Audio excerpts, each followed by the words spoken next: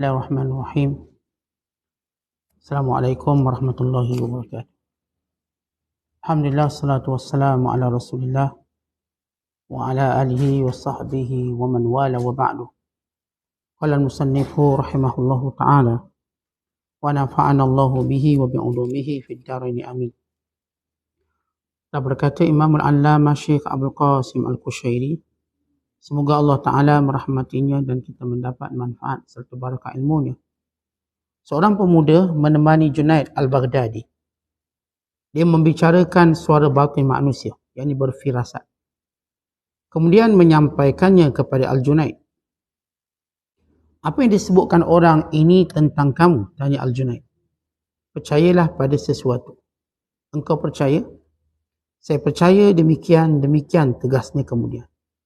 Tidak, tetapi percayalah. Yang kedua, kata Al-Junaid. Dia melakukannya kemudian mengatakan, saya mempercayai demikian. Bukan demikian, percayalah yang ketiga. Imam Junaid kembali mengatakan seperti semula. Ini sangat menghairankan, engkau benar dan saya tahu hati diri saya. Jawab pemuda itu akhirnya. Engkau memang sudah benar. Dalam perkara yang pertama, kedua dan ketiga engkau benar. Saya melakukan demikian hanya untuk mengujimu. Apakah hatimu berubah? Jelas Junaid Al-Baghdadi. Ibrahim, seorang ulama sufi terkenal, jatuh sakit. Dibawakan kepadanya segelas obat. Dia mengambil gelas itu dan hanya memandangnya. Hari ini sedang terjadi peristiwa penting di kerajaan. Saya tidak akan makan dan minum sampai mengetahuinya. Dia mengungkapkan firasatnya. Beberapa hari kemudian datang khabar kepadanya bahawa kelompok Qaramitah yang datang menyerang kota Mekah. Itu pembetulan terjemahan. Kelompok Qaramitah datang menyerang kota Mekah dan membunuh ahlinya, dan membunuh penduduknya. Anas bin Malik mengatakan, saya lalu ke rumah Uthman bin Affan. Di rumahnya saya melihat seorang wanita yang tengah berjalan. Saya berfikir tentang kecantikan tubuhnya. Uthman radhiyallahu ta'ala anhu tersenyum. Kemudian menegur saya. Sedang bertamu kepada saya seorang dari kamu, sementara pengaruh zina nampak di kedua matanya. Saya keheranan lalu bertanya, apakah itu wahyu setelah Rasulullah sallallahu alaihi wasallam? Dia menjawab, Uthman menjawab, tidak. Akan tetapi penglihatan, bukti dan firasat adalah kebenaran. Ahmad Al-Kharraz berkata, saya masuk Masjidil Haram, saya melihat seorang fakir yang pakaiannya ada dua sobekan, dua koyak, sedang meminta sesuatu dalam keadaan bertampar. Saya berkata dalam hati, seperti inikah kemiskinan yang menimpa manusia? Tiba-tiba mata orang fakir itu memandang saya. Pandangannya menembusi sampai ke hulu hati. Dia menegur saya dengan membaca sepotong ayat Al-Quran. Wa'lamu annallaha ya'lamu ma fi anfusikum fahdharu. Dan ketahuilah, maksudnya Allah mengetahui apa yang ada dalam hatimu, maka takutlah kepadanya. Kemudian dia mengatakan, saya memohon ampun rahsia saya.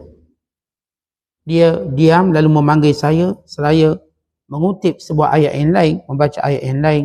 Wa huwa alladhi yaqbalu at-taubata an ibadihi wa ya'fu 'anis sayyi'at. Dan dialah yang menerima taubat dari hamba-Nya dan memaafkan kesalahan-kesalahannya. Ibrahim Al-Khawwas menceritakan, saya di kota Baghdad, di tempat kumpulan orang-orang kota, orang-orang bandar. Dalam kumpulan itu terdapat juga seorang fakir, orang-orang fakir. Kemudian datang seorang pemuda yang sangat elok, baunya harum, wajahnya sangat menawan. Saya menoleh kepada kawan-kawan dan membisikkan sesuatu kepada mereka. Dia adalah Yahudi. Semua orang menjadi membencinya. Saya keluar dan pemuda itu juga keluar. Kemudian dia kembali dan menyanyikan sesuatu pada jemaah. Apa yang dikatakan Syekh tersebut tentang saya? Mereka marah dan tidak mempedulikan pertanyaannya. Akan tetapi dia terus mendesak sampai orang-orang itu menjawab, engkau adalah Yahudi. Pemuda itu terkejut. Dia heran dengan apa yang dikatakan kepada saya. Dia pun akhirnya beranjak pergi dan mendatangi saya, mendatangi Ibrahim Al-Khawwas. Dia duduk bersimpuh di hadapan saya lalu menyatakan keislamannya. Apa penyebabnya anda masuk Islam? Seorang bertanya, dalam kitab-kitab kami jelasnya kemudian disebutkan bahawa orang yang benar firasatnya tidak pernah salah. Saya katakan kepadanya, saya hanya menguji orang-orang Islam. Saya memikirkan mereka. Memang ada orang yang benar di antara mereka. Maka dalam kelompok inilah adanya kerana mereka mengucapkan firman Allah. Dan saya memakaikan kepada mereka.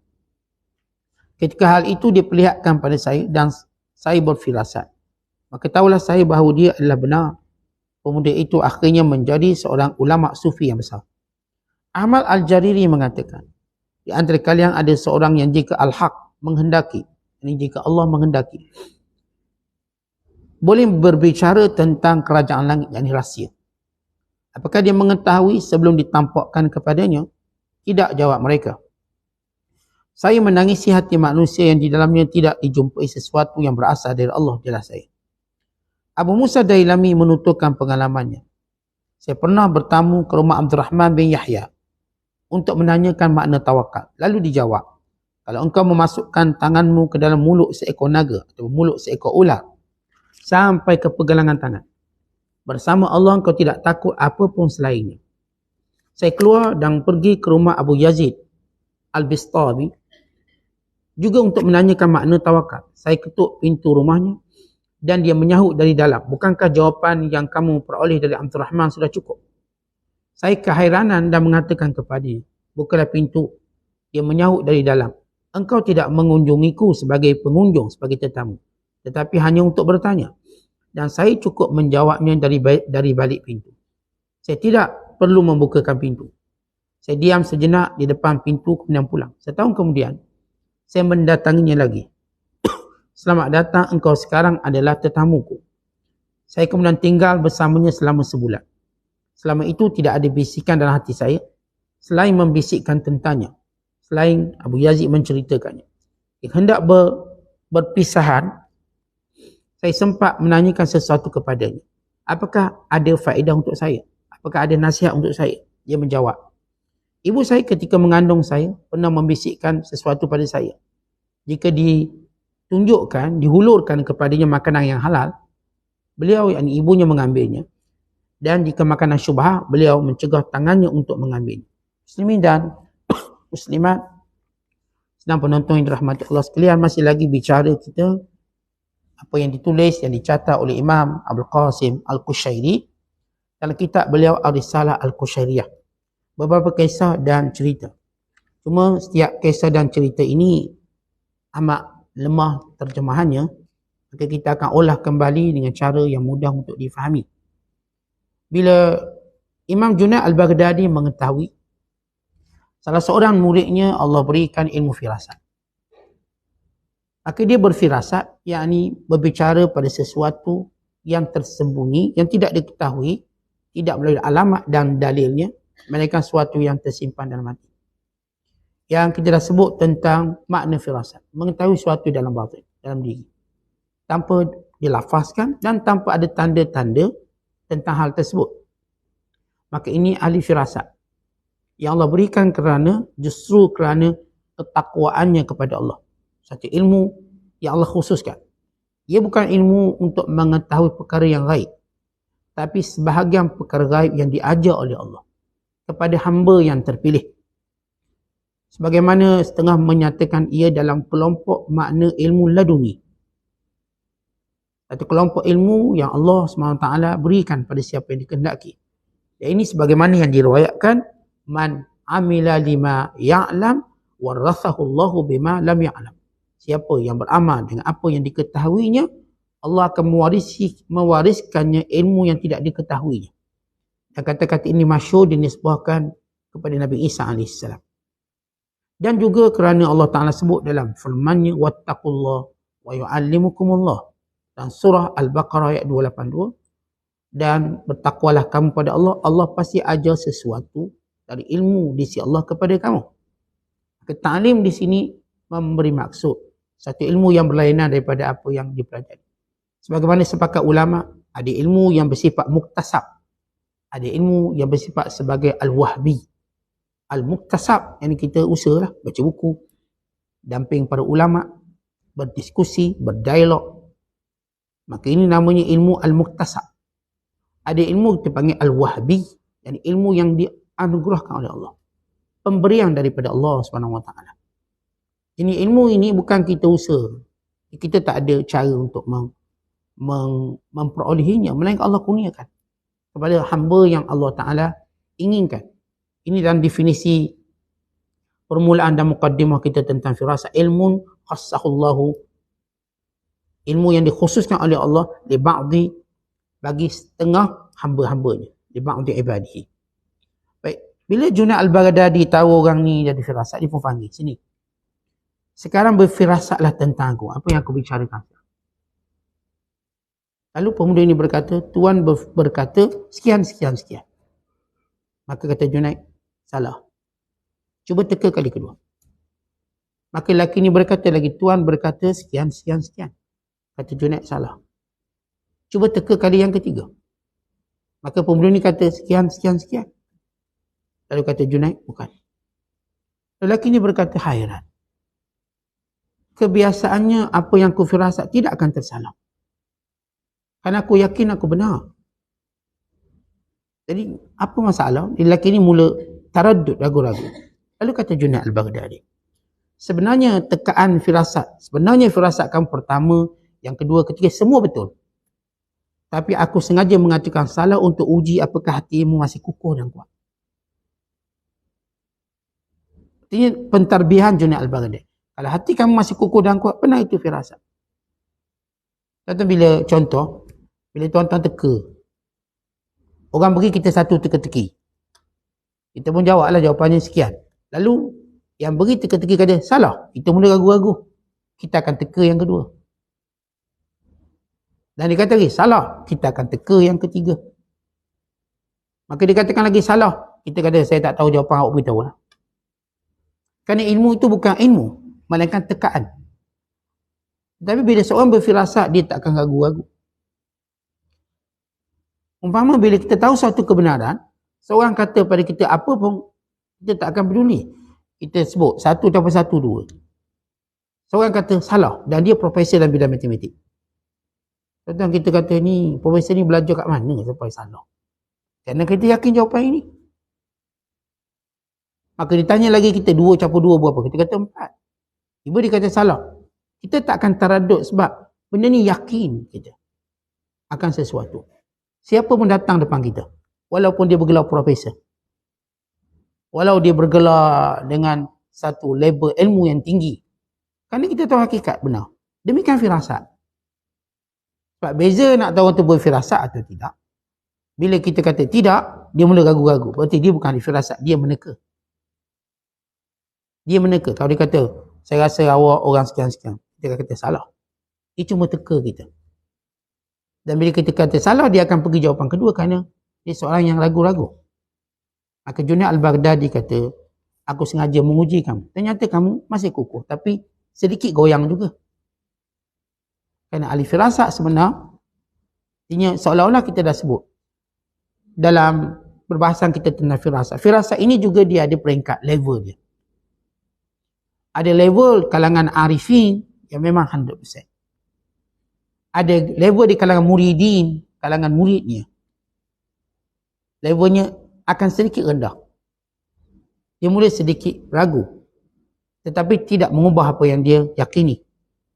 Cuma datang ragu tu sikit, biasalah.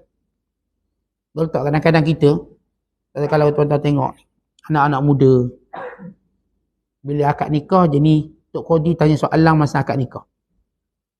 Rukun Islam dia berapa? Rukun Islam. Anak muda pun jawab 5. Ya ke 5? 6. Tu 6. Sebab Tok Qadi sergah je tu. Jadi 6. Ya ke 6? 13. Tu hukum solat tu sebenarnya. Kenapa? Ilmu tu dia tak tetap nanti. Dia goyang. Bila ditanya oleh orang tertentu, dia boleh goyang. Dia mungkin geng sama level dengan dia tanya, dia tak goyang. Dia boleh gaduh. Tapi ni Qadi ni. Qadi tu kan akad nikah. Hanya soalan. Sebab itu kita katakan bahawa yang tukang akad nikah jangan tanya soalan. Kepada pengantin waktu tu, dia orang dah gugup. Dan kepalanya cuma ada lafaz akad nikah. Tak ada yang lain. Itu pun hafal seminggu. Padahal senang je. Tapi dia gugup, takut. Tiba-tiba yang tukang akad nikah tanya soalan macam-macam. Hukum mandi wajib dia tanya. Ini bukan tanya dia, bapa pengantin pun tak ingat. Kenapa? Gabra. Dia bukan satu waktu sesuai. Bertanya soalan ketika itu bukan waktu sesuai. Kerana kita tidak boleh manipulate waktu gugup orang, waktu gabra orang, dan hari penting orang, bukan depan orang ramai. Kadang-kadang gugupnya kerana ramai orang. Dia boleh beri jawapan betul, tapi bila ramai orang, macam tuan-tuan apa Quran? Apa dah al-Mulk. Tapi bila disuruh baca depan orang, tak mungkin tuan-tuan ingat. Tapi kalau seorang boleh ingat. Baca depan orang, dia pun tengok mata bulat kat kita. Kita rasa macam salah pula ke ayat baca. Maka tidak patut seorang menguji orang di khalayak ramai, terutama pada hari-hari penting. Dia benda tu dah tak ada dulu selalu. Setengah-setengah juru nikah ambil kesempatan tanya macam-macam. Memalukan pengantin. Ini salah dalam Islam. Tak betul pada situasi tadi. Gabra tadi dan sebagainya. Ini kalau kita nak contohkan. Bila ilmu tu menetap di hati, dia tak akan ragu-ragu. Demikian ahli firasat. Bila firasat itu memang suatu benda yang benar yang Allah berikan padanya, dia tak akan ragu-ragu. Dan ada satu kisah yang lain. Itu ada seorang ulama bernama Syekh Ibrahim. Dia jatuh sakit. Lalu muridnya membawa segelas obat kepadanya, tapi dia tak nak minum. Dia kata, aku merasakan ada sesuatu berlaku. Ini suatu benda, suatu peristiwa yang berlaku pada tahun 317 Hijriah. Ataupun tahun 908 Masihi. Ibrahim kata, waktu dia sakit, saya rasa ada sesuatu berlaku. Sini dia terjemah, beberapa hari kemudian datang khabar kepadanya bahawa Imam Qurtubi pada hari itu saat buka firasat masuk kota Mekah, terbunuh dalam perang besar tersebut. Ini terjemah yang lari tu daripada asal kitab tersebut. Dia asal nak sebut tentang golongan Qaramitah ataupun golongan Qarmati. Ibrahim ni rasa hari ini ada sesuatu yang berlaku. Apa dia? Serangan golongan Qaramitah kepada Mekah menyerang Masjidil Haram pada hari Tarwiyah musim haji. Ceritanya, tuan-tuan disebut oleh Imam Ibn Kathir dan Bidayah wa Nihayah. Dan dicerita juga oleh Imam Az-Zahabi dalam kitab tarikh beliau tentang suatu malapetaka besar yang melanda umat Islam. Ia berlaku pada tahun 317 Hijriah ataupun 908 Masihi, bila ada satu kelompok. Itu kelompok Syiah Batiniyah. Kelompok Syiah Batiniyah ini satu kelompok yang amat sesat. Bukan keluar daripada Islam, yang dipimpin oleh Abu Tahir Al-Qaramiti. Perkataan Qaramit ataupun Qaramitah ialah kerana orang ni pendek-pendek. Dipanggil Qarmut, orang pendek-pendek, orang kenik. Maksudnya dia bukan tinggi macam syakal bentuk Arab biasa. Mereka datang daripada Bahrain. Bahrain, kalau kita sekarang sebut Bahrain. Bahrain ini gabungan Kuwait. Gabungan semua negara kecil yang berdekatan tu. Kuwait, Emirat, Qatar, itu semua dulu namanya Bahrain. Dan negara Bahrain, negara yang menerima Islam di zaman Nabi SAW. Cuma hari ini bila dipecahkan negara tadi, akan jadi Bahrain, Kuwait, Qatar, Emirat. Ini negara yang berjiranan berdekatan. Ini dulu namanya Bahrain kerana ada dikepung oleh dua laut. Bahrain, dua laut. Baik, mereka ini kelompok Syiah Batiniyah yang dipimpin oleh seorang pemimpin mereka yang disebut namanya Abu Tahir Al-Qarmati. Mereka melakukan satu kekejaman yang tidak pernah dilakukan oleh mana-mana orang Islam yang lain. Apa mereka buat? Pada musim haji, dengan jumlah tentera lebih kurang 7 hingga 900 orang, mereka menyerang kota Mekah. Serang kota Mekah. Dan membunuh jemaah haji. Bunuh semua jemaah haji, sehingga dikatakan jemaah haji yang dibunuh waktu itu seramai 30,000 orang. Dan mayat ini dihumbangkan dalam telaga Zamzam. Lalu mereka berusaha untuk meruntuhkan Kaabah. Lalu mereka mencabar dengan berkata, mana burung ababil? Mana dia batu daripada neraka? Aina sijji? Mana batu dari neraka? Tak kena pun. Lalu mereka pun mula melakukan selain daripada pembunuhan, mengompak harta jemaah haji dengan peristiwa yang dianggap paling berdarah dalam sejarah haji. Yang berlaku tahun 70-an dulu, bukan tahun 79. Itu lebih kurang sikit. Yang ni lagi dahsyat. Golongan Qaramita Syiah yang berpusat di Bahrain. Apa yang mereka buat? Mereka cuba untuk mencuri makam Ibrahim. Namun penjaga masjid menyembunyikan makam Ibrahim. Lalu apa mereka buat? Mereka cungkil batu Hajar Aswad dan mereka mengambilnya dan mencurinya dan membawa balik ke negara mereka dan disimpan selama 22 tahun. Buat pertama kali dalam sejarah Kaabah tidak ada Hajar Aswad selama 22 tahun. Itu bermula daripada tahun 317 Hijriah sehingga ia dipulangkan. Sehingga dikembalikan selepas 22 tahun selepas itu. Itu tahun 339 Hijriah. 22 tahun dia rompak Hajar Aswad. Dan sebahagiannya menanggalkan kain kiswah Kaabah dan mengoyak-ngoyakkannya. Yang seorang lagi panjat untuk mengambil mizab. Mizab ialah saluran emas, pancu, saluran air yang kita tahu tempatnya mustajab doa. Yang diperbuat daripada emas. Lalu mereka panjat Kaabah untuk mengambil mizab, tapi Allah menghendaki sebaliknya. Lalu jatuh yang panjat, kepala dulu lalu mati. Lalu mereka pun takut mengambil mizab. Mereka cuma mengambil kain kiswah dan merompak Hajar Aswad. Dan kemudian mereka meninggalkan kota Mekah berdarah untuk pulang ke negara mereka. Tapi sampai satu kawasan bernama Qatif, mereka meletakkan Hajar Aswad di situ dan menyuruh orang siapa nak pergi haji, pergi haji kat situ. Bukan lagi kat Mekah. Watak mereka sama seperti Abrahah. Cuma mereka masih mendakwa mereka Islam secara zahir. Mereka mendakwa mencintai keluarga Rasulullah. Tapi mereka kufur secara batin. Kerana ajaran mereka tidak mewajibkan solat dan puasa. Bahkan mereka menganggap puasa bererti menyimpang rahsia. Itu maksud puasa. Dan mereka mengharuskan untuk wanita dikongsi-kongsi. Kononnya untuk mengelakkan perbalahan sesama lelaki-lelaki. Tak ada orang boleh kata perempuan ni hak saya seorang. Boleh kongsi.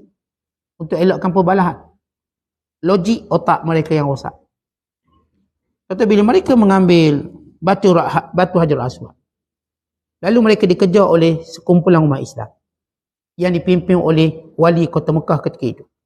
Dan ini berlaku pada fatrah di mana kerajaan Abbasiyah begitu lemah. Begitu lemah, tak kuat, berpecah belah, bergaduh jawatan. Sehingga Mekah diabaikan penjagaannya. Maka wali kota Mekah yang juga merupakan lantikan kerajaan Abbasiyah pun lemah. Tapi dia rasa tanggungjawab. Maka dia bawa sejumlah bala tenteranya untuk kejar golongan Qaramitah yang telah meninggalkan Mekah dengan kesan yang tragis dan menyedihkan, dengan limpahan darah, dengan air zam-zam dicemari dengan darah-darah para hujaj, orang yang menunaikan haji. Mereka serang musim haji, bunuh. Akhirnya dikejar oleh wali Mekah. Lalu wali Mekah merayu supaya dia pulangkan Hajar Aswad. Tak boleh cerita bunuh orang ke tepi. Hajar Aswad pulangkan. Lalu mereka enggan. Lalu kata wali Mekah, saya beri seluruh harta yang kita orang ada. Ambil semua dan pulangkannya kepada kami. Lalu mereka enggan. Akhirnya berlaku perang. Maka wali Mekah dibunuh dan seluruh tenteranya dibunuh. Sebab mereka ni gagah. Hatta kerajaan Abbasiyah pun tak mampu menangani mereka yang kuat. Kalau jumlah mereka taklah besar. Tapi mereka terkenal dengan gagah, terkenal dengan barbari ataupun kita kata kejam. Allah cabut dari hati mereka sifat belas kasihan. Lalu mereka membunuh kanak-kanak dan wanita. Hatta kalau Mekah pun mereka langgar. Sehingga mereka mencabar. Mana dia bunga ababil? Mana tak ada pun. Mana dia batu sijil. Batu daripada api neraka. Kerana Allah sebut dalam Al-Quran. Kita baca dalam surah Al-Fil. Ya Allah menyatakan. Alam tara kaifa fa'al. Bila Allah Ta'ala menyebut tentang. Wa arsalna ilaihim. Dan kami turunkan, kami utuskan kepadanya. Khairan ababil. Burung-burung ababil yang berkawan. Tarmihim bihjaratin min sijil, yang melontarkan kepada mereka daripada batu sijil, batu neraka. Lalu mereka kata, mana bunga babi? Mana batu sijil? Mana dia? Dan mereka melakukan kerosakan. Lalu Hajar Aswad disembunyikan selama 22 tahun. Dan berapa usaha umat Islam untuk mengambil kembali. Jadi untuk tahu berikutnya mereka pergi haji tanpa ada Hajar Aswad. Tuan-tuan yang di Mekah, kau tak dapat cium Hajar Aswad, tak sedih sangat. Ada orang dulu Pergi Mekah Hajar Aswad pun tak ada. Kita kan kadang-kadang pergi Mekah, tak ada cium kan rasa macam galat. Allah, tak dapat cium tak. Atau pergi haji, nak juga cium. Sungguhan kita. Kadang-kadang kesungguhan tadi dah luar daripada tuntutan agama itu sendiri. Jadi ia bukan satu tuntutan yang paling penting dalam melaksanakan ibadat umrah ataupun haji. Tapi kita kan benda yang berebut itulah kita nak. Sungguh nak. Tempat yang tak berebut yang ternyata lebih kemuliaannya kita tak berapa nak sangat. Dia dah jadi perangai kita manusia. Dia pernah mereka menunaikan haji tanpa Hajar Aswad selama 22 tahun daripada 317 sampai 339 Hijriah ataupun pada tahun 908 sehingga 930 Masihi. 900 tahun ataupun lebih kurang hampir 1000 tahun lepas. Lalu usaha umat Islam untuk mengambilnya kembali. Dan dikatakan bahawa punca Karamita akhirnya mengembalikannya bila ada salah satu kerajaan Syiah yang berada di Afrika yang dipimpin oleh khalifahnya bernama Ubaidillah Al-Mahdi. Tulis surat memberi amaran yang keras. Sebab mereka sama-sama Syiah. Cuma Syiah ni dia ada kelompok kita panggil gulah, melampau sangat-sangat. Ada kelompok dia tidak melampau, masih lagi dalam kelompok yang masih dinamakan sebagai umat Islam. Maka dia benarkan mereka ke Mekah, menunaikan umrah dan haji sebab mereka masih menyatakan keislaman dan masih solat puasa sebagaimana kita. Cuma ada beberapa perkara yang bersifat agenda politik khususnya itu menjadi tegang. Tegang sehingga berlaku perbalang sengit antara Al-Sunnah dan juga Syiah. Tapi Syiah Karamita dia di kalangan yang disebut sebagai gulah. Bila kita baca apa disebut oleh Imam Abu Zahra dalam kitabnya tentang Tarikh Al-Madhahib Islamiyah, bila beliau menyebut golongan yang disebut Gharabiyah, golongan yang aneh dalam Syiah. Antaranya yang tak semayang, yang tak nak puasa, antaranya yang mengatakan bahawa Nabi sebenar ialah Ali bukan Muhammad. Ini golongan yang melampau daripada kelompok Ishaqiyah, Yaqubiyah, bukan daripada golongan Karamitah. Ada Syiah yang kita katakan agak sederhana seperti Zaidiyah. Ada Syiah yang walaupun dia bercanggah dengan kita dalam banyak hal dan perkara, masih dalam kelompok Islam seperti Syiah Ithna Asyariyah yang dipraktikkan di Iran, yang dipraktikkan di Pakistan, yang dipraktikkan di Bangladesh, bukan yang dibawa di Malaysia. Masih lagi secara umum walaupun kita kata mereka sesat, masih dalam kelompok umat Islam. Kerana mereka masih berpegang pada usul yang penting seperti Al-Quran, sembahyang, kiblat yang sama dan sebagainya. Tapi golongan Karamita berlainan. Tapi mendakwa di Islam. Mendakwa di Islam dan melakukan satu jenayah yang tak terampun. Jenayah yang dahsyat. Di kota Mekah yang penuh kemuliaan dengan cabaran kesombongan mereka pada Tuhan. Yang saya kata cabar, mana burung ababil, mana sekian-sekian. Yang dipimpin oleh pemimpin mereka, Abu Tahir Al-Qurmati, akhirnya lepas rayu dan amaran daripada salah seorang raja Syiah daripada Afrika, akhirnya mereka nak mengembalikan Hajar Aswad. Cuma soalannya, mereka cuba menguji umat Islam.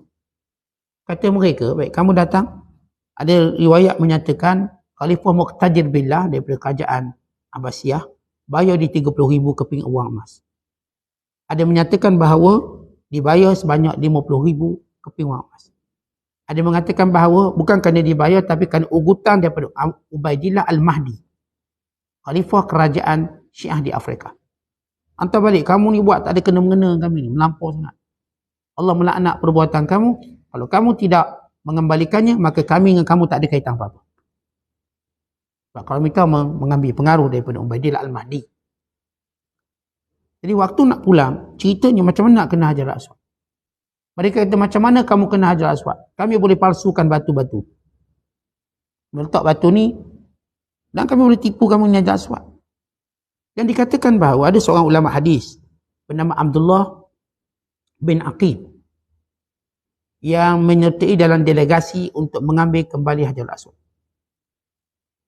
Lalu katanya bahawa saya mendapat khabar batu Hajar Aswad akan timbul dalam atas air dan tidak akan panas bila dibakar. Itu dua alamat Hajar Aswad. Kan batu-batu banyak. Dan kita tahu dan hadis yang dikeluarkan oleh Imam Tirmizi bahawa Hajar Aswad ini daripada syurga. Dan Hajarul Aswad asalnya batu berwarna putih. Sawadathu khataya ibnu Adam, tapi dihitamkan ke dosa-dosa anak Adam. Asalnya dia warna putih. Tapi bila sudah dipisahkan daripada tempat, dia letakkan. Macam mana nak kenal Hajarul Aswad? Maka dia ada dua mumayizat, dua tanda yang disebut oleh mereka. Yang pertama, batu ni kalau letak dalam air, dia tak tenggelam. Batu ni, dia timbul. Tapi dia batu. Yang kedua, bila dipanaskan dengan api, dia tak panas. Dan kita kalau batu, kalau tuan-tuan panaskan batu, dia akan menyimpan haba lama. Batu. Itu mak kita yang bertuku. Ni kalau dia orang beranak, jadi dua kaedah nak kecutkan rahim dia balik, pertama bertuku. Tuku ni dia ambil batu, dia bakar, kadang-kadang ambil besi, tengok lah. Bakar. Lalu balut dengan sesuatu untuk letak kat perut tuku. Dia tahan panas lama. Maka Hajar Aswad ini bila mana ia dibakar, dia tak menyimpang haba. Dia pegang, bila golongan Qaramitah bakar batu Hajar Aswad. Dan bila bakar dia pegang, tak panas betul. Dan merasa ajaib.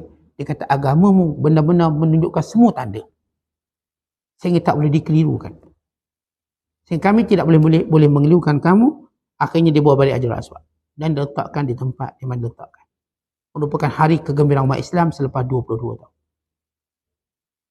Bayang Hajar Aswad yang pernah dirompak. Namun di sana kita lihat bagaimana akidah umat Islam jelas. Walaupun golongan Qaramitah curi Hajar Aswad dan letak dekat Qatif. Qatif ni satu wilayah dekat Saudi. Mereka buat Kaabah palsu, letak Hajar Aswad. Okey, sekarang datang haji kat sini. Tak ada seorang pun nak pergi. Hatta kita katakan, kalau mereka cabut Kaabah, letak satu tempat dan suruh pergi haji kat sana, takkan ada orang Islam pergi. Melainkan yang rosak akidahnya. Sebab kita tahu Kaabah itu syiar. Tempat yang kita perintahkan ialah di situ juga, di Mekah. Kalaulah ada orang jahat cabut Kaabah, dia pun letaklah dekat Kuala Lumpur, jom haji kat Kuala Lumpur. Takkan ada orang Islam yang benar akidah haji kat sana. Kerana haji tak di Mekah. Walaupun Kaabah tu tak ada. Kerana ia tempatnya, bukan Kaabahnya.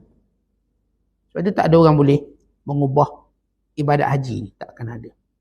Apa pun mereka buat. Kalau dulu Abrahah membina Kaabah daripada emas yang disebut sebagai Kullais. Dibina di kota Yaman, Kaabah, dan mengajak orang Arab datang buat haji kat sini. Jangan kat Mekah. Kaabah kat Mekah cuma batu. Kaabah kami emas. Tetap orang tak pergi. Yang menyebabkan Abrahah tu marah. Lalu menyerang kota Mekah. Yang sama macam Qaramitah, dia curi Hajar Aswad dengan menyangka, kan Hajar Aswad orang Islam akan beralih arah pada kami. Tidak berlaku demikian. Apa pun yang berlaku. Maka dalam 22 tahun yang begitu malang bagi umat Islam. Yang jemaah haji dibunuh, bahkan Qaramitah mengamalkan budaya merompak. Khususnya difokus pada jemaah haji. Dan tak ada orang boleh menyekat. Ketika itu, tak ada orang boleh sekat. Demikian, setiap zaman ada ujian tertentu kepada umat Islam. Bagi membenarkan ataupun menguatkan akidah orang Islam. Macam kita hari ni lah. Hari ni kalau Yahudi nak zalim orang Islam, tak ada orang boleh sekat. Tak ada orang boleh sekat. Namun kita yakin dan kita, atas keimanan kita pada Allah, semua zaman dan ujian ini akan berakhir.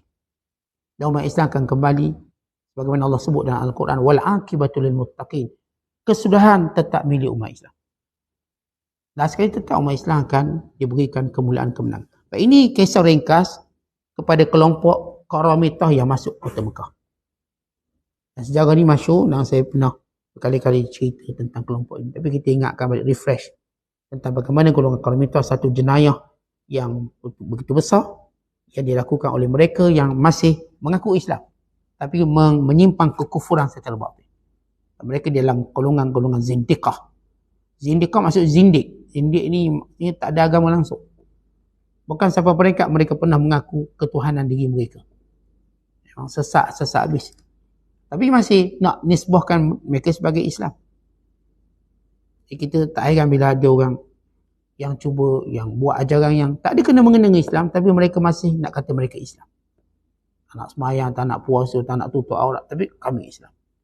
nak cuba tentang hukum harta pusaka, cuba tentang hukum poligami, tapi ngaku Islam.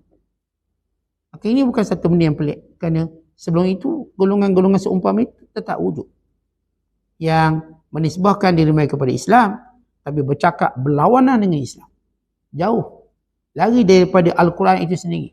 Hatta golongan Karamita menganggap Quran itu ialah kata-kata Nabi Muhammad, takbiru Muhammad an ma'arifil islamiyah, an pentakbiran Muhammad sendiri terhadap ilmu-ilmu Islam. Mereka tak kata ia kalam Allah, tapi ini kata-kata Muhammad, tetap namanya Quran.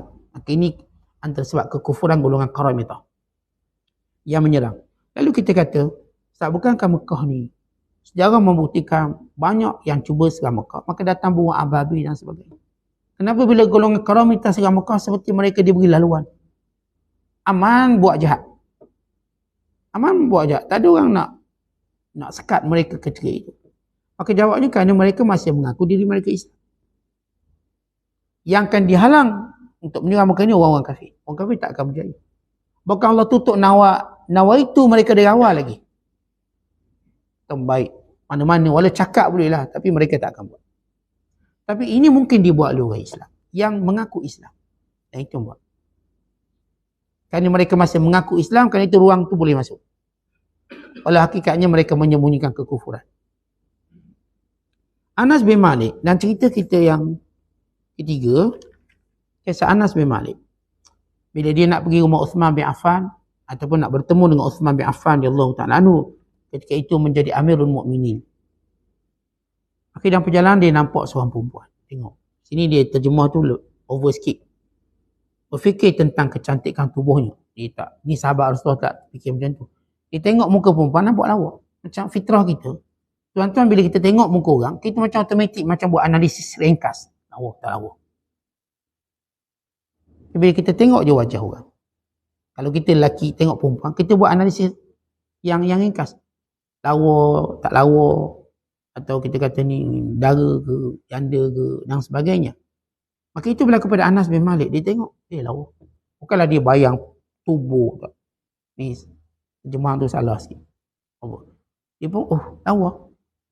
Lalu Uthman bin Affan berkata, seorang masuk bertemuku dalam keadaan matanya ada kesan zina. Lalu kata Anas bin Malik, apakah wahyu turun selepas Rasulullah wafat? Kata Uthman, tidak, tapi firasat. Firasatul mu'min, ya Allah berikan kepada orang beriman. Ini cerita Anas bin Malik dengan Uthman bin Affan. Dan diceritakan oleh Ahmad Al-Kharras. Kata Ahmad Al-Kharras, saya satu hari masuk Masjidil Haram. Lalu saya nampak ada orang miskin yang sedang meminta. Tengok pakaian koyak. Dan hati sebut, Allah, badan okey je. Dan hati ni cakap macam-macam lah. Badan okey. Minta sedekah kat sini pun minta sedekah. Lalu lelaki ini memandang saya lalu membaca ayat Al-Quran. Wa'alamu annallaha ya'lamu ma fi anfusikum fahdharu. Ketahuilah, Allah tahu apa yang ada dalam hati kamu, maka hati-hati. Maka terkejut Ahmad Kharras. Lalu dia pun berbicara dalam hatinya, ya Allah aku taubat. Dia masih bercakap nanti, ya Allah aku taubat. Maka lelaki ini memandang kali kedua lalu membacakan ayat Al-Quran. Wa huwallazi yaqbalu taubata an ibadihi wa ya'fu anis sayyi'at. Dan dialah Allah yang menerima taubat daripada hamba-Nya dan memaafkan segala kesalahan. Ini firasat. Sebab itu tuan-tuan sekalian, daripada cerita ini, daripada cerita Ahmad Kharras, kita bila berhadapan dengan orang, hati kita jaga daripada berbicara. Walau kita cuma, waktu kita bertemu dengan orang, kita cuma jaga mulut daripada berbicara. Jangan salah cakap. Nanti bahan penumbuk, bengkak jik mata tu. Tentu orang beriman sebenarnya dia bukan sekadar memelihara lidahnya, hati-hati bila bercakap dengan orang yang dia tak kenali. Tetapi mereka juga memelihara hati mereka. Kan bila kita tengok seorang, tengok wajah dia, hati kita cakap macam-macam tentang dia. Kita boleh tengok orang minta sedekah, dia minta sedekah, badan siap bla bla bla. Kita tak tahu dia, jantung dia ada 3 lubang. Kita tak tahu benda tu. Kita tengok Zohir memanglah orang ni sihat. Bahkan kita tengok dia besar dari kita. Rasa macam dia ni boleh je kerja. Tapi kita tak tahu penyakit dalaman dia. Mungkin dia ada kanser. Mungkin dia ada penyakit perut, usus tu. Ya kita tak tahu tentang orang. Lalu bila kita mula bicara tentang keaiban orang tanpa kita mengetahuinya, bukankah itu satu fitnah? Jadi waktu kita tengok seseorang, tuan-tuan, bukan saya katakan orang beriman sebenarnya dia menjaga bicara lidahnya daripada berkata sesuatu yang menyakitkan orang, yang menyentuh kepribadian orang. Dia juga akan menjaga hatinya. Dan bila Allah sayangkan seseorang, bukan sekadar Allah akan tegur apa yang disebut oleh mulutnya, bukan apa yang disebut oleh hatinya. Kadang-kadang hati kita cakap macam-macam, Allah tu beri jawapan. Nampak macam sombong hati kita. Tiba dia tu tunjuk baik. Silap. Saya salah menghakimi dia. Dia kata ni mesti kedekut, mesti tak bagi kat kita. Rupa dia ulur kita. Ambillah saya bagi kat awak. Akhirnya hati kita berbohong tentang dia. Kerana Allah tegur kita. Saya kata kadang-kadang ia berlaku pada kita. Bukan kadang-kadang, banyak kali lah. Bila hati kita berkata sesuatu pada seseorang, rupanya dia tidak begitu. Allah tunjuk sebaliknya. Dan saya kata kadang-kadang kita nampak dia macam sombong, macam kedekut. Aduh tengok, tamu lalu pejam mata nanti tu. Rupanya tak. Dia masuk lagi banyak pada kita. Kita masuk RM1 je, dia masuk banyak. Rupanya bukan dia pejam mata, memang dia ngantuk pun. Lepas dia bangun, dia cari mana tabung dia bagi. Kita kan wasaka macam-macam. Tengok datang masjid, ni mesti nak jadi pengurusi masjid lah. Ni kan hari pemilihan. Hati ni berbicara. Ni bila orang tu buat macam ni, orang tu buat macam tu, hati kita sentiasa berkata sesuatu yang tidak baik. Tuan-tuan, jaga hati.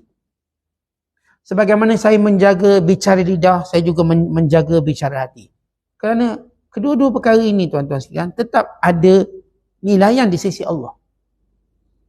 Sebab itu orang yang benar-benar baik, yang Allah pelihara dia.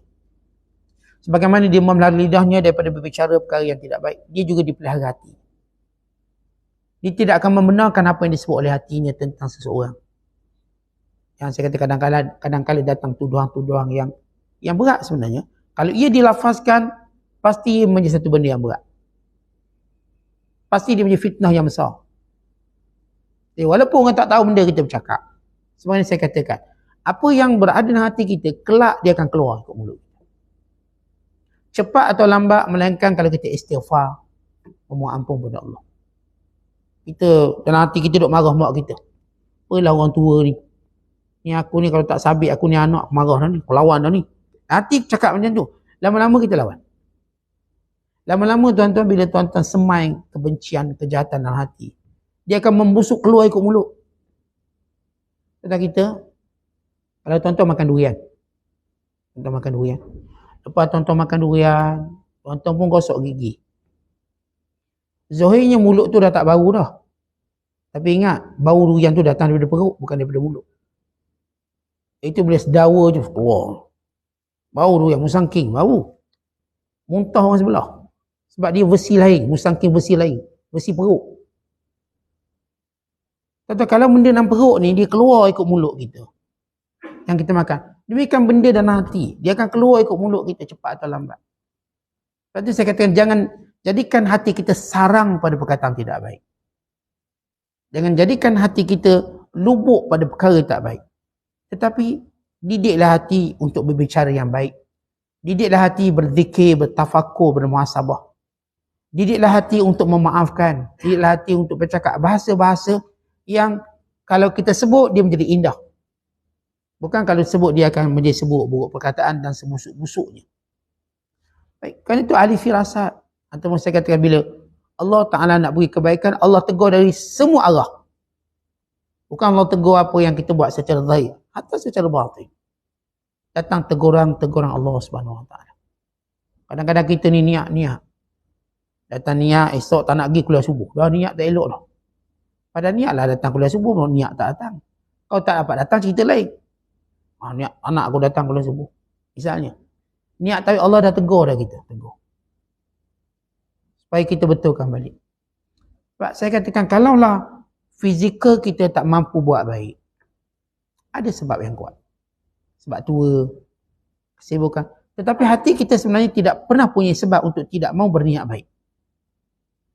Sebab saya tak kaya, tapi saya niat untuk bersedekah kalau saya kaya. Bukankah saya boleh niat? Saya tidur, saya berniat untuk bangun malam. Mungkin fizikal saya tak mampu untuk bangun malam. Tapi hati saya, mudah-mudahan saya dapat bangun malam. Mudah-mudahan saya dapat berzikir pada tengah malam. Hati saya sentiasa kata, esok saya akan kuliah lagi.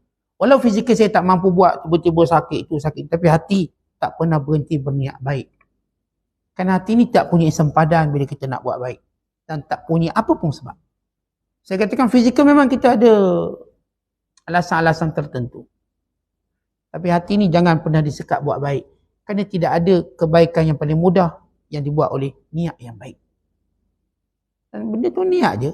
Saya niat, walau belum ada anak, niat kalau anak ada, saya akan kahwinkan dengan orang yang ada agama. Itu penilaian saya. Saya niat ni kalau saya punya isteri atau punya suami, biar dia membantu agama saya. Niat kita dah baik. Walaupun kita tak kahwin sampai sudah, tak apalah, itu masalah lain. Tapi hati ni sentiasa berbisik pada diri kita untuk kebaikan-kebaikan. Kalau Allah panjangkan umur saya nak buat sekian. Walaupun akhirnya esok kita mati. Niatlah yang memanjangkan umur seseorang dari sudut kebaikan. Dan niatlah yang menyampaikan, yang menyebabkan kebaikan kita disempurnakan walau kita tak mampu sempurnakan. Kata para ulama dulu, bila mereka cerita kisah Imam Nawawi rahimahullah. Imam Nawawi rahmatullahi alaihi rahmatan wasi'ah, dia karang satu kitab namanya Al-Majmu'. Al-Majmu' Syarhul Muhadzab. Bila Imam Syirazi karang satu kitab yang hebat namanya kitab Muhadzab dalam mazhab Syafi'i. Dia kitab yang baik. Datang Imam Nawawi nak syarah kitab ni. Imam Nawawi niat untuk syarahkannya, niatnya baik. Tetapi bila Imam Nawawi selesai 10 jilid, maka beliau wafat. Sedangkan syarahnya belum selesai. Tapi niat yang baik, akhir datang ulama selepasnya bernama Tajuddin As-Subki. Menyambung kerja-kerja Imam Nawawi. Namun cuma sempat siap 1 jilid, jadi 11 jilid. Kemudian selepas itu, ratusan ulama terus mencuba untuk menyempurnakan syarah Muhadzab atau nak namakan kitab ni Majmu'. Nama yang Al-Imam Nawawi dinisbahkan padanya. Ramai ulama datang. Sehingga Allah beri taufik kepada guru kami, itu Syekh Najib Al-Muqti'i. Seorang ulama Mesir terkenal. Dan dia salah seorang daripada mufti Mesir ketika itu. Syekh Najib Al-Muqti'i, lalu beliau mengarang kitab ini. Dan kami bertanya kepada guru kami tentang kerja gurunya. Dia kata, saya belajar, saya pergi rumah dia. Dia mengambil setiap hari 18 jam untuk menulis kitab tersebut. 18 jam. Setiap hari. Sampailah sempurna kitab ini. 23 jilid. Syekh Najib Al-Muqti'i, dia kata, selepas aku menyempurnakan kitab ini, Allah beri aku kemuliaan. Dan dia pernah datang, kerajaan Malaysia pernah jemput dia pada era tahun 80-an. Datang, jemput. Dia kemuliaan dia menyempurnakan kitab tersebut yang dinamakan Takmilatul Majmu'. Takmilah. Penyempurna. Lalu ulama kaji kitab ni. Sampai sekarang yang ada di tangan saya 23 jilid. Jilid pertama 10 Imam Nawawi. Jilid 11 itu Imam Subki. Cuma cara susunannya ialah jilid 11 masih Imam Nawawi, jilid 10 itu Subki sebab mengikut bab. Kemudian pada jilid yang ke-12 sampai ke-23, Imam Syekh Najib Al-Muqti'i, guru pada guru kami, menyempurnakannya. 23 jilid. Ini kerana niat Imam Nawawi rahimahullah. Sebab niatnya baik, Allah sempurnakannya. Kita kadang-kadang tuan-tuan niat kita baik, kita tak sempat anak-anak kita sempurnakan. Datang anak-anak kita atau datang orang selepas kita. Kita niat nak buat masjid, dia buat surau. Tapi dengan keterbatasan duit dan sebagainya masa, kita pun mati. Tapi bila niat tu baik, Allah sempurnakan. Sebab itu banyak benda yang kita nampak macam terbengkalai. Tapi kerana orang yang buat asal niat baik, maka Allah sempurnakan. Sebab itu tuan-tuan kita ni, antara benda yang menjadikan amalan-amalan kita berjariah. Berjariah maksudnya kesinambungannya berterusan. Tuan-tuan niatlah yang baik-baik, nescaya anak-anak akan menyempurnakannya. Anak-anak kita, hatta kadang-kala Allah jaga keturunan kita sebab asal niat kita yang baik. Anak kita buat, anak pada anak kita, anak pada anak kita. Sampai 7 keturunan kan dikatakan, bila seorang itu soleh, Allah akan pelihara keturunannya sampai 7. Kalau orang tu soleh, Allah pelihara sampai 7. Ini paling minimum. Kalau dia benar-benar soleh. Jadi sebenarnya kesolehan kita bertujuan untuk memelihara keturunan kita. Tapi kalau kita toleh, tuan-tuan, kita telah memendekkan keturunan kita. Akhirnya keturunan kita setakat tu lah. Tapi kalau kita soleh, dan itulah kita lihat tentang kesolehan. Allah jadikan nasab para Nabi tak putus. Dan nasab Rasulullah tak putus. Dan nasab Abu Bakar tak putus. Sampai sekarang ada orang keturunan Abu Bakar Siddiq. Bahkan nasab Khalid Al-Wali. Antaranya ulama yang terkenal bernama Syekh Al-Marhum Al-Fatah Bi-Ghuddah. Beliau daripada keturunan nasab Khalid Al-Wali. Sebab ini nasab yang baik. Maksudnya, kenapa kadang-kadang kita lihat ada orang nasabnya berpanjangan? Kerana kesolehannya. Tuan-tuan, kalau kita nak suruh anak cucu kita berpanjangan keturunannya, jadi orang baik. Dan orang baik itu bermula dengan niat yang baik-baik. Saya kata niat kita tidak pernah ada sebarang halangan untuk tuan-tuan buat baik. Dan tak ada orang yang tahu tentang niat kita menaikkan Allah. Niat kita nak buat baik, nak ubah yang mungkar je lebih baik dan lebih baik dan sebagainya. Ini cerita bila seorang kita berniat baik. Maka Allah tunjuk benda-benda yang baik. Kalau niat tak baik, tak elok. Maka kita katakan ini adalah suatu musibah kepada kita. Atau pada niat pun kita lemah untuk berbuat baik. Jangan kata fizikal kita. Inilah orang yang kuat untuk berniat dalam melakukan kebaikan. Wallahu a'la wal bissawab. Assalamualaikum warahmatullahi wabarakatuh.